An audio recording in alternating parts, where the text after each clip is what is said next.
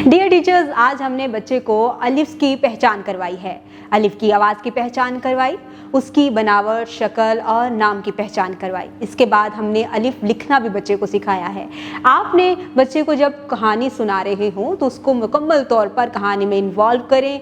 आपकी स्क्रीन पे दिखाई दी जाने वाले तमाम करैक्टर्स आपकी किताब में मौजूद हैं। जब बच्चे उन करैक्टर्स को मूव करता हुआ देखेंगे तो वो खुद ब खुद उस कहानी को बहुत दिलचस्पी से सुनेंगे। आपने इसको मज़ीद दिलचस्प बनाना है। इसके साथ ही साथ हम बच्चों को स्टीम एक्टिविटीज़ भी करवाएंगे और आइए देखते हैं कि हमने स्टीम एक्टिविटीज़ में कौन कौन सी एक्टिविटी बच्चों को करवानी है। साइंस, बच्चों से अंडा खाने के फ़ायदे के बारे में बातचीत करें।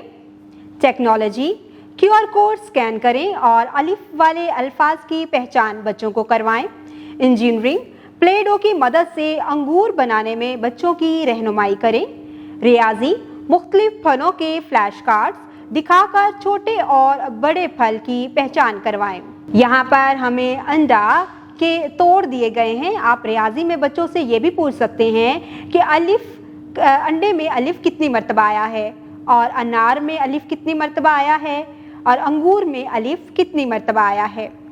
बराए उस्ताद इकराम, बच्चों को हर्फ अलिफ से शुरू होने वाली चीज़ों की पहचान करवाएं।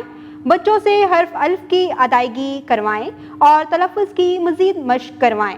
बच्चों को हर्फ अलिफ रेत पर लिख कर दिखाएं और उनसे मश्क करने को कहें। हर्फ की दुरुस्त बनावट बनाने में बच्चों की मावनत करें।